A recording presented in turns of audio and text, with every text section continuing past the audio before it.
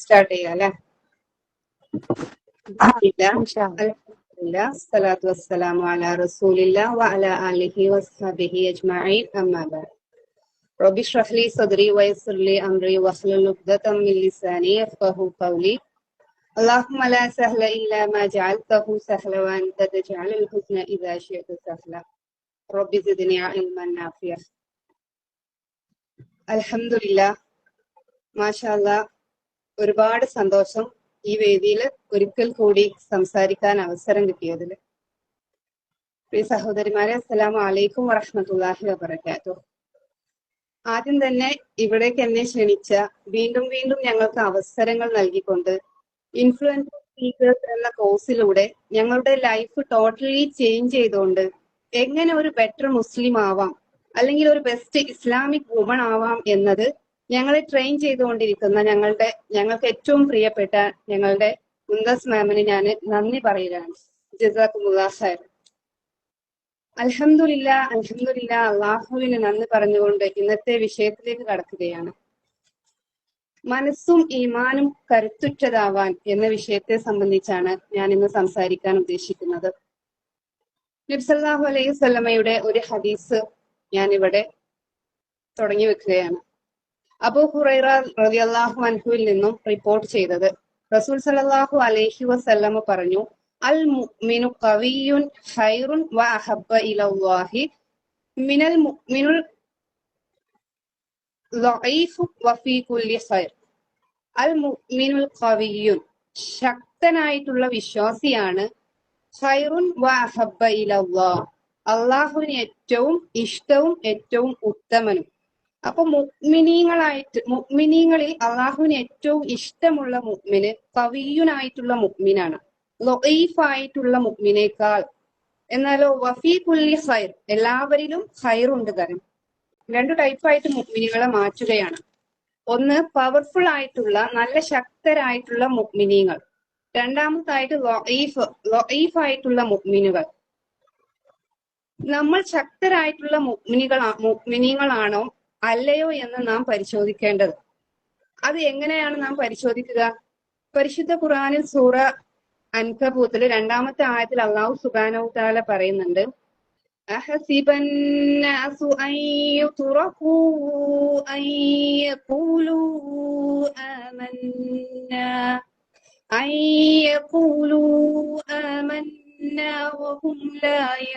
വഹും ലാ യുഫ്തനൂൻ. മനുഷ്യൻ അവർ വിശ്വസിച്ചു എന്ന് പറയുന്നത് കൊണ്ട് മാത്രം അവർ പരീക്ഷിക്കപ്പെടാതെ അവരെ വിട്ടയക്കപ്പെടും എന്ന് അവർ കരുതുന്നുവോ? അതായത് വിശ്വസിച്ചു എന്ന് പറയുന്നത് കൊണ്ട് മാത്രം മതിയാവില്ല, അള്ളാഹു മനുഷ്യരെ പരീക്ഷിക്കുക തന്നെ ചെയ്യും. അവരുടെ വിശ്വാസം സത്യസന്ധമാണോ എന്ന് തെളിയിക്കാൻ വേണ്ടിയിട്ട്, അല്ലെ? വിശ്വാസം എന്നുള്ളത്, ഈമാൻ എന്നുള്ളത് നമ്മൾ വെറും വായ കൊണ്ട് നാവ് കൊണ്ട് പറഞ്ഞാൽ മാത്രം പോരാ. യഥാർത്ഥ വിശ്വാസം ഹൃദയത്തിൽ ഉറച്ച് പ്രവൃത്തികളിൽ പ്രകടമായിരിക്കണം. അപ്പൊ പരീക്ഷണങ്ങൾ എന്നുള്ളത് നമ്മുടെ ഈമാനെ പവർഫുൾ ആണോ അല്ലയോ എന്ന് നോക്കാനുള്ളതാണ്. അപ്പൊ അല്ലാഹു സുബ്ഹാനഹു തആല നമ്മളെ എങ്ങനെയൊക്കെ പരീക്ഷിക്കും? നമ്മുടെ നഫ്സിന് കുറെ സുഖങ്ങളും നമ്മുടെ മുന്നിൽ ഇട്ട് തന്നുകൊണ്ട് അള്ളാഹു നമ്മളെ പരീക്ഷിക്കും. നമ്മൾ എന്ത് തെറ്റും ചെയ്യാനുള്ള സാഹചര്യങ്ങൾ നമ്മൾക്ക് ഒരുങ്ങി നിൽക്കും. പക്ഷെ അങ്ങനെയുള്ള സാഹചര്യങ്ങൾ നമ്മളിലേക്ക് വരുമ്പോ ഖുവ്വത്തുള്ള മുഅ്മിനാണെങ്കിൽ ആ സാഹചര്യങ്ങളൊക്കെ അയാള് കവഞ്ഞു മാറ്റി മുന്നോട്ട് പോകും, അല്ലെ? അതുപോലെ തന്നെ ശൈത്താന് പല രീതിയിലുള്ള വസ്വാസുകൾ നമ്മുടെ മുമ്പിൽ ഇട്ടുകൊണ്ട് നമ്മെ പരീക്ഷിക്കും. ഇവ നമ്മൾ ഖുർആൻ ഓതാൻ എടുക്കുമ്പോൾ നമുക്ക് അതിനേക്കാളും പ്രധാനപ്പെട്ട കാര്യങ്ങൾ വേറെ നമ്മളെ മുന്നിലേക്ക് പെട്ടെന്ന് ശൈത്താൻ നമ്മളെ മുന്നിലേക്ക് കൊണ്ടുവന്ന് തരും, അല്ലെ? അപ്പൊ നമുക്ക് അതവിടെ മാറ്റി വെച്ചിട്ട് നമ്മൾ ബാക്കിയുള്ള പണികളിലേക്ക് നീങ്ങും. അതുപോലെ തന്നെ സുന്നത്ത് നിസ്കരിക്കാനാണെന്നുണ്ടെങ്കിലും നമ്മൾ ചില സമയങ്ങളിൽ നിസ്കരിക്കാൻ നിൽക്കുമ്പോൾ നമ്മുടെ ഇടയിൽ വസ്വാസ് ഉണ്ടാക്കിക്കൊണ്ട് ശൈത്താൻ കടന്നു വരും. അതേപോലെ തന്നെ ദിക്റിന്റെ കാര്യത്തിലാണെങ്കിലും വസ്ത്രങ്ങളുടെ കാര്യത്തിലാണെങ്കിലും ഒക്കെ നമ്മൾക്കിടയിൽ ശൈത്താന്റെ ഇടപെടൽ ഉണ്ടാവും.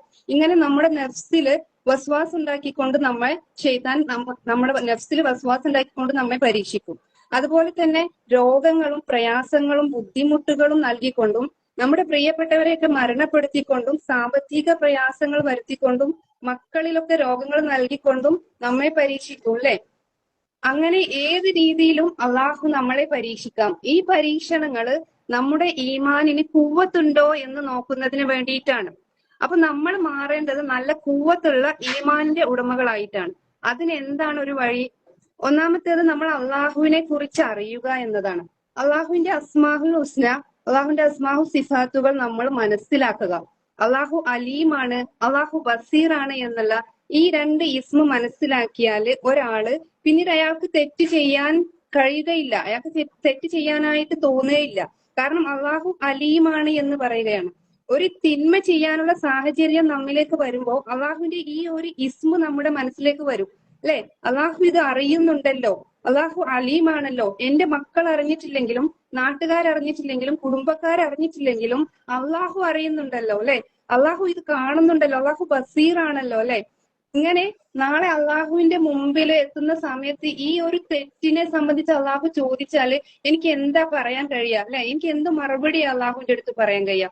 അങ്ങനെ അള്ളാഹുവിന്റെ ഇസ്മുകൾ ഓരോന്നോരോന്ന് നമ്മൾ മനസ്സിലാക്കുന്ന സമയത്ത് നമ്മുടെ ഈമാൻ ഇങ്ങനെ നല്ല പവർഫുൾ ആയിട്ട് നല്ല ശക്തിയുള്ളതായിട്ട് മാറും. നമ്മുടെ ഈമാൻ കൂവത്തുള്ളതാക്കി മാറ്റാൻ അള്ളാഹുവിന്റെ അസ്മാഉൽ ഹുസ്നയും അതുപോലെ തന്നെ അസ്മാഉ സിഫാത്തുകളും പഠിക്കുകയും മനസ്സിലാക്കുകയും ചിന്തിക്കുകയും ചെയ്യുക. രണ്ടാമത്തേതായിട്ട് നമ്മൾ വിശുദ്ധ ഖുർആൻ പഠിക്കുകയും അതിലെ ആയത്തുകളെ കുറിച്ച് ചിന്തിക്കുകയും വേണം. ഖുർആൻ പാരായണം ചെയ്യുന്നതോടൊപ്പം തന്നെ ഖുർആനിന്റെ ആയത്തുകൾ നമ്മൾ പഠിക്കുകയും അത് നമ്മൾ ആലോചിക്കുകയും ചെയ്യുന്ന സമയത്ത് നമ്മുടെ ഈമാൻ വർദ്ധിക്കും. അതേപോലെ തന്നെ നമ്മൾ എന്ത് ചെയ്യണം? മരണാനന്തര ജീവിതത്തെ കുറിച്ച് എപ്പോഴും ചിന്തിച്ചു കൊണ്ടിരിക്കണം, അല്ലെ? നമ്മൾ മരിച്ചു കഴിഞ്ഞാൽ നമ്മുടെ മയ്യത്ത് രണ്ട് രീതിയിലാണ് പ്രതികരിക്കുക. ഒന്ന്, എന്നെ വേഗം കൊണ്ടുപോകുവാൻ പറയും, അല്ലെ? രണ്ടാമതായിട്ട്, എങ്ങോട്ടാണ് നിങ്ങൾ എന്നെ കൊണ്ടുപോകുന്നതെന്ന് ചോദിക്കും. ഈ രണ്ട് തരത്തിലാണ് മയ്യത്ത് നമ്മളോട് എന്താ പറയാ ഈ രീതിയിലാണ് പ്രതികരിക്കുക.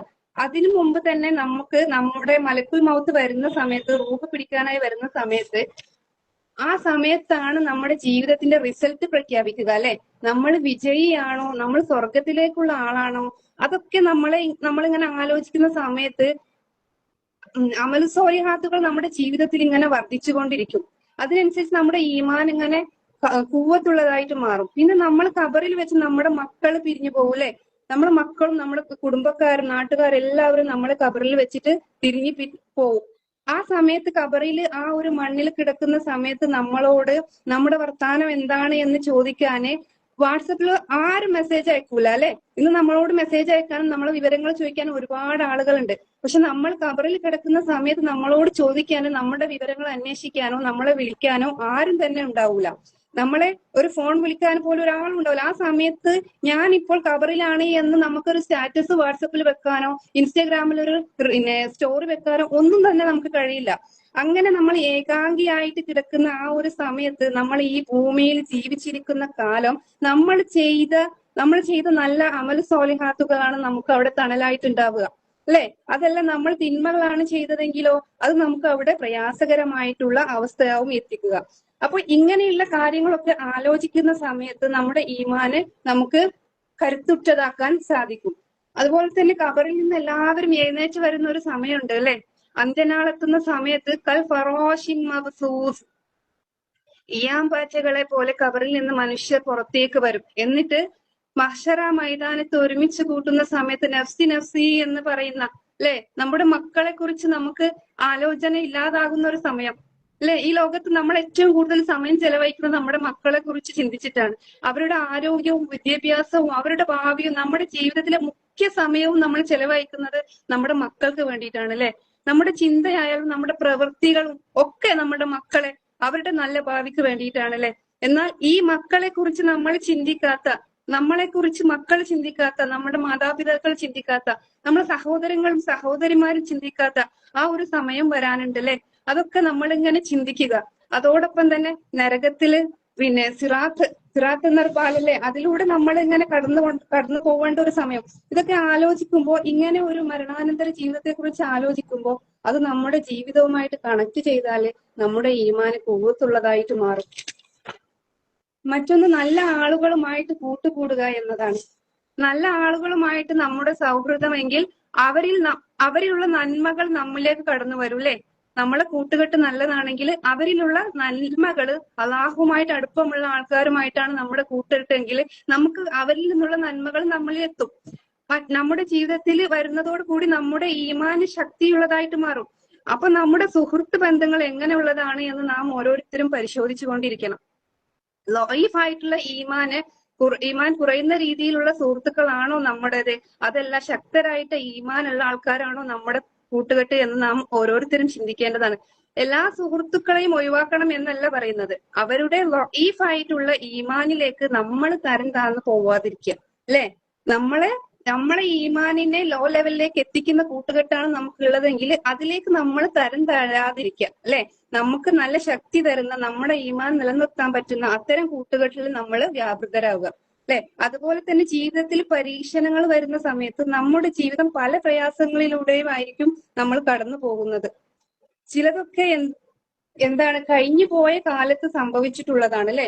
മനസ്സ് തളരുന്നതോ അധികം ശക്തിയുള്ള ഈമാനുള്ള ആളുകളുടേതാണ്. എങ്കിൽ ജീവിതത്തിൽ എന്ത് പ്രയാസം വന്നാലും ആ സമയത്ത് അവർക്കൊരു ടെൻഷനും ബേജാറും ഒക്കെ ഉണ്ടെങ്കിലും അവർ അതിനൊക്കെ തരണം ചെയ്യും. കാരണം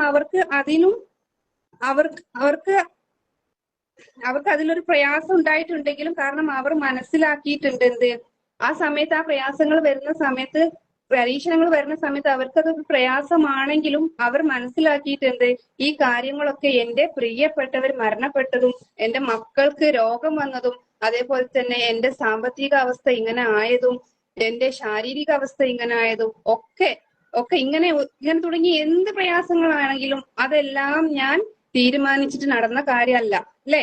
ഇതൊക്കെ എവിടുന്നാണ്? എന്റെ അള്ളാഹുവിന്റെ ഖദറുമായി ബന്ധപ്പെട്ടതാണ് അല്ലെ. നമുക്ക് എന്ത് പ്രയാസങ്ങൾ ലൈഫിൽ വന്നാലും അതൊക്കെ നമ്മുടെ അള്ളാഹുവിന്റെ ഖദറുമായിട്ട് ബന്ധപ്പെട്ടതാണ്. അതുകൊണ്ട് ഈ ഈമാനുള്ള കരുത്തറ്റ ആൾക്കാർക്ക് ഇത്തരം പ്രയാസങ്ങൾ പരീക്ഷണങ്ങൾ വന്നാലും ആദ്യം അവർ പതറുമെങ്കിലും അവർക്ക് അത് തരണം ചെയ്യാനുള്ള ശക്തി ഉണ്ടാവും. കാരണം എന്താ? അവർ അള്ളാഹുവിന്റെ ഖദറിൽ അത്രയും ശക്തമായി വിശ്വസിക്കുന്നുണ്ട്. ആ ഒരു വിശ്വാസം അവർക്ക് ഉണ്ട് അല്ലെ. അള്ളാഹുവിന്റെ ഖദർ എന്താണോ, അള്ളാഹു എന്താണോ എനിക്ക് വിധിച്ചിട്ടുള്ളത് അത് ഞാൻ പരിപൂർണമായിട്ടും സംതൃപ്തനാണ് അല്ലെ അതില് എന്നുള്ള ആ ഒരു ബോധം അത് നമ്മുടെ മനസ്സിനെ ഈമാനുള്ളതാക്കും. ഇങ്ങനെ അള്ളാഹുവിന്റെ ഖദറിൽ തൃപ്തിപ്പെട്ടു കഴിഞ്ഞാൽ പിന്നെ ആ ഒരു അവസ്ഥയിൽ സബറോടുകൂടി മുന്നോട്ട് പോവുക എന്നതാണ്. അള്ളാഹുവിന്റെ ഖദർ ഇതാണ്, ഞാൻ തൃപ്തിപ്പെട്ടിരിക്കുന്നു, അള്ളാഹുവെ നീ എനിക്ക് ഇതിൽ പ്രതിഫലം നൽകണമേ എന്നുള്ള ആ ഒരു സബർ നമ്മുടെ മനസ്സിൽ ഉണ്ടാകുന്നതോടുകൂടി നമ്മുടെ ഈമാൻ ഖുവ്വത്തുള്ളതും നമ്മുടെ മനസ്സ് ഖുവ്വത്തുള്ളതുമായി മാറും. പിന്നെ ഭാവിയിലെ പലതരത്തിലുള്ള ഭാവിയെ കുറിച്ചുള്ള ചിന്തകൾ അല്ലെ, നമ്മളെ ഈമാനിനെ പ്രയാസപ്പെടുത്തുന്നത് ഭാവിയിലുള്ള ഓരോ കാര്യങ്ങൾ ആലോചിച്ചിട്ട് നമ്മളെ മക്കളെ സ്കൂളിലേക്ക് ഓരോ കോഴ്സിനൊക്കെ ചേർത്തിട്ട് അത് കംപ്ലീറ്റ് ചെയ്യാൻ വേണ്ടിയിട്ടുള്ള പണം ഇല്ലാണ്ട് വരുമ്പോ നമ്മൾ പ്രയാസപ്പെടുക അല്ലെ. അത് എവിടുന്ന ഈ പൈസ ഇനി എവിടുന്ന് കിട്ടും? അല്ലെങ്കിൽ നമ്മുടെ പെൺകുട്ടികൾ കല്യാണപ്രായം എത്തുമ്പോ അവരെ കല്യാണം കഴിച്ചയക്കണല്ലോ അല്ലെ. അതിനു വേണ്ടിയിട്ടുള്ള സമ്പത്ത് നമുക്ക് എവിടുന്ന് കിട്ടും? അല്ലെങ്കിൽ ഒരു വീട് വെക്കാൻ വേണ്ടിയിട്ട് ഇങ്ങനെ ഓരോ ഭാവിയെ കുറിച്ചുള്ള ഇങ്ങനെ ആശങ്കകൾ നമ്മിലേക്ക് വരുന്ന സമയത്ത് നമ്മുടെ മനസ്സങ്ങ് തളർന്നു പോകും അല്ലെ. അപ്പോ അതില്ലാതിരിക്കണമെങ്കിൽ അള്ളാഹുവെങ്കിൽ എല്ലാ കാര്യങ്ങളും നമ്മൾ ഭരമേൽപ്പിക്കുക. ഈ പ്രപഞ്ചത്തിലുള്ള സർവ്വ വസ്തുക്കളെയും നിയന്ത്രിക്കുന്നത് ആരാണ്? സർവ്വ വസ്തുക്കളെയും നിയന്ത്രിക്കുന്നത്? അള്ളാഹു ആണ് അല്ലെ. അള്ളാഹു ആണ് റാസിഖ്. ഓരോ വ്യക്തിക്കും അല്ലെങ്കിൽ മൃഗങ്ങളായാലും വളരെ സൂക്ഷ്മമായിട്ടുള്ള ജീവികളായാൽ പോലും അവർക്കൊക്കെ ആശ്വാസമായിട്ടുള്ളത് എല്ലാം നൽകുന്നത് അള്ളാഹു ആണ് അല്ലെ. അവർക്ക് ആവശ്യമായിട്ടുള്ള എല്ലാ വസ്തുക്കളും നൽകുന്നത് അള്ളാഹു ആണ്. കടലിലുള്ള വലിയ തിമിംഗലം മുതൽ നമ്മുടെ ചുറ്റിലുമുള്ള കുഞ്ഞു ഉറുമ്പുകൾക്ക് വരെ അന്നം നൽകുന്നത് അള്ളാഹു ആണ് അല്ലെ. അവയുടെ ഒക്കെ ശരീരത്തിന് ചലനശേഷി നൽകിയതും അള്ളാഹു ആണ്. ആ അള്ളാഹു എന്റെ കാര്യം, എന്റെ മക്കളുടെ കാര്യം, എന്റെ വീട്ടിലെ ഭക്ഷണത്തിന്റെ കാര്യം ഇതൊക്കെ അള്ളാഹുവിന് പരിഹരിക്കാൻ കഴിയും. ഞാൻ എന്റെ കാര്യങ്ങളെല്ലാം അള്ളാഹുവിൽ ഭരമേൽപ്പിച്ചിരിക്കുന്നു.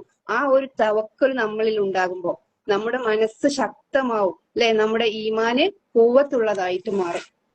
മറ്റൊന്ന്, പ്രതീക്ഷയുണ്ടാവണം. നമുക്ക് ഈ പ്രയാസങ്ങളും പ്രശ്നങ്ങളും അതൊക്കെ ശരിയായി നല്ലൊരു അവസ്ഥ വരും അല്ലെ. ഇതൊക്കെ മാറി നമുക്ക് നല്ലൊരു അവസ്ഥ വരും. ആ ഒരു പ്രതീക്ഷ നമ്മുടെ മനസ്സിൽ വരുന്ന സമയത്ത് മനസ്സിന്റെ ആ ഒരു തളർച്ച മാറി കിട്ടും അല്ലെ. നിരാശ അതങ്ങനെ പോയി കിട്ടും. കൂടുതൽ കൂവത്തുള്ളതായിട്ട് നമ്മുടെ മനസ്സ് മാറും. അതോടൊപ്പം നിരന്തരം നമ്മൾ അള്ളാഹുവിനോട് പ്രാർത്ഥിക്കണം. പ്രയാസങ്ങളും പ്രശ്നങ്ങളും ഒക്കെ അള്ളാഹുവെ നീ പരിഹരിച്ചു തരണേ എന്ന്.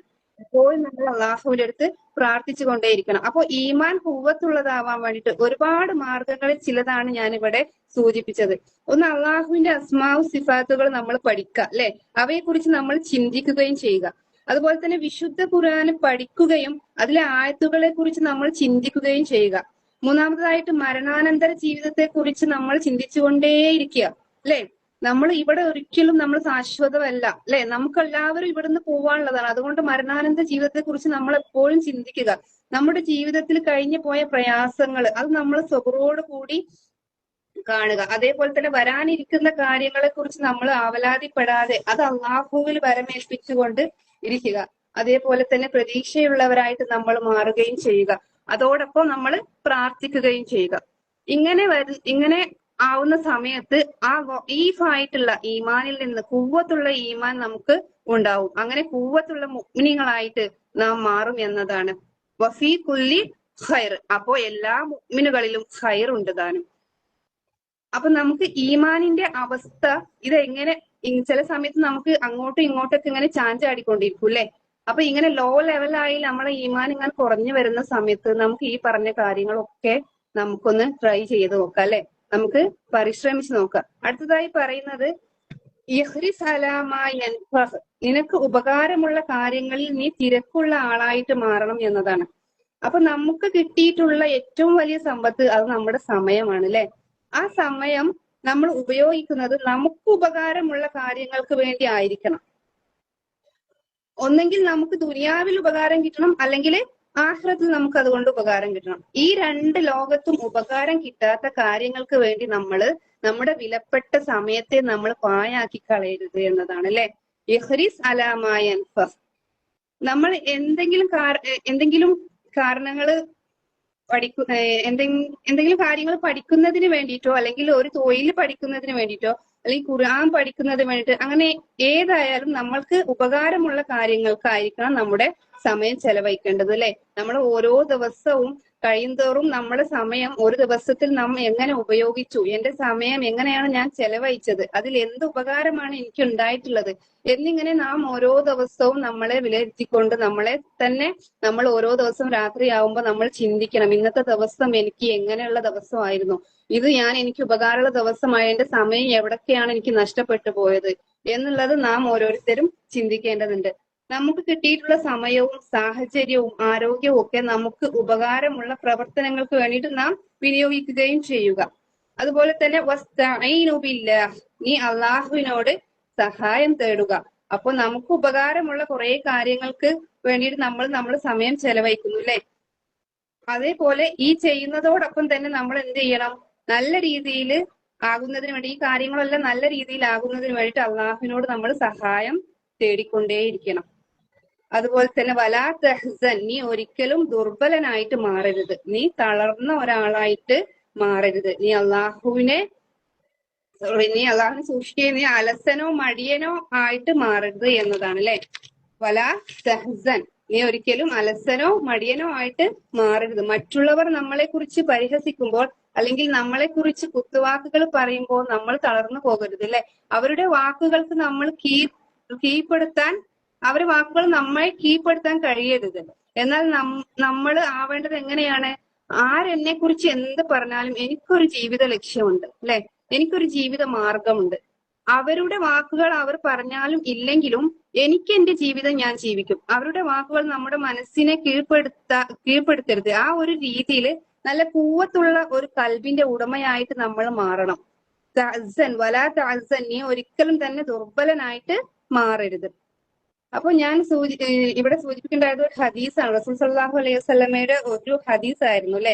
നമ്മൾ എങ്ങനെയാണ് നമുക്ക് കരുത്തുറ്റ ഈമാനും കരുത്തുറ്റ മനസ്സും നമുക്ക് ഉണ്ടാക്കിയെടുക്കാം എന്നുള്ളതിനെ കുറിച്ച് എനിക്ക് അറിയാവുന്ന, ഞാൻ പ്രാക്ടീസ് ചെയ്തുകൊണ്ടിരിക്കുന്ന കുറച്ച് കാര്യങ്ങളാണ് ഞാൻ നിങ്ങൾക്ക് ഇവിടെ പങ്കുവെച്ചത്. ഇൻഷാ അല്ലാഹ് നിങ്ങൾ ഓരോരുത്തരും നമ്മുടെ ലൈഫിൽ എങ്ങനെയാണോ നമ്മുടെ ദിവസം കടന്നു പോകുന്നതെന്ന് ഓരോ ദിവസം നമ്മൾ ചിന്തിക്കുക. ഈ പറഞ്ഞ കാര്യങ്ങളെല്ലാം ലൈഫിൽ പ്രാക്ടീസ് ചെയ്യാൻ വേണ്ടിയിട്ട് ശ്രദ്ധിക്കുക.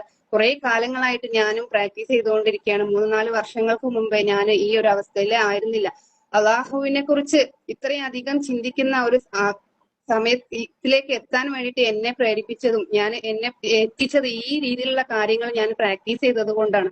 അൽഹംദുലില്ലാ ഇന്ന് അള്ളാഹുവിനെ കുറിച്ച് ഓർക്കാത്തൊരു ദിവസം പോലും എന്റെ ലൈഫിൽ ഇല്ല. അപ്പൊ നമുക്ക് അങ്ങനെ എത്തണം എന്നുണ്ടെങ്കിൽ നമ്മളിൽ ഒരുപാട് പരീക്ഷണങ്ങൾ അള്ളാഹു നമുക്ക് തരും. പക്ഷെ അവിടെയൊക്കെ ഇന്ന് എത്രയോ പരീക്ഷണങ്ങൾ ജീവിതത്തിൽ ലൈഫിൽ കിട്ടിയിട്ടും അതൊന്നും തിരിച്ചറിയാണ്ട് ഇന്നും ദുനിയാവിന്റെ പിന്നാലെ ഓടുന്ന, പരീക്ഷണങ്ങൾ വന്നിട്ടും അള്ളാഹുവിലേക്ക് അടുക്കാത്ത എത്രയോ മനുഷ്യർ നമ്മളെ ചുറ്റിലുമുണ്ട് അല്ലെ. നമുക്ക് കാണാൻ സാധിക്കുന്നുണ്ട്. ഇത് എന്തിനാണ് ഇങ്ങനെ ഒരു പരീക്ഷണം നമുക്ക് വന്നതെന്ന് പോലും ചിന്തിക്കാതെ വീണ്ടും വീണ്ടും ദുനിയാവിന്റെ പിന്നാലെ ഓടുന്ന ആളുകളുണ്ട് അല്ലെ. അള്ളാഹു അത്രയും ആൾക്കാരിൽ നമ്മളെ ഉൾപ്പെടുത്താതിരിക്കട്ടെ. നമ്മൾക്ക് കിട്ടിയ തെക്കുവ അള്ളാഹു നിലനിർത്തി തരുമാറാകട്ടെ. അള്ളാഹു സുബ്ഹാനഹു തആല നമ്മളിൽ അറിഞ്ഞും അറിയാതെയും വന്നു പോയിട്ടുള്ള എല്ലാ പാപങ്ങളും പുറത്തു മാപ്പാക്കി തരുമാറാവട്ടെ.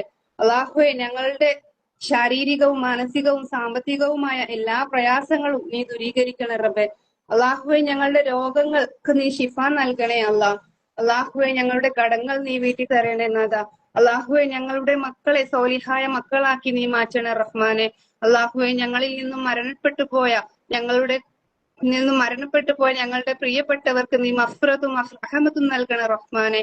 അള്ളാഹുവെ, ഞങ്ങളുടെ മാതാപിതാക്കൾക്ക് സമാധാനവും സന്തോഷവും ആരോഗ്യത്തോടു കൂടിയുള്ള ദീർഘായുസ്സും നൽകി അനുഗ്രഹിക്കണേ നാഥ. അള്ളാഹുവെ,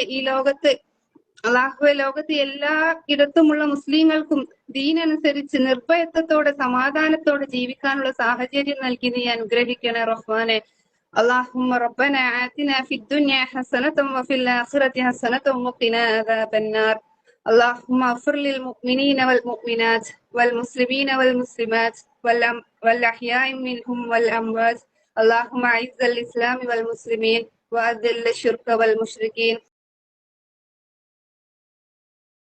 ربنا تقبل منا إنك أنت السميع العليم وتب علينا إنك أنت التواب الرحيم وآخر دعوانا أن الحمد لله رب العالمين. السلام عليكم ورحمة الله وبركاته.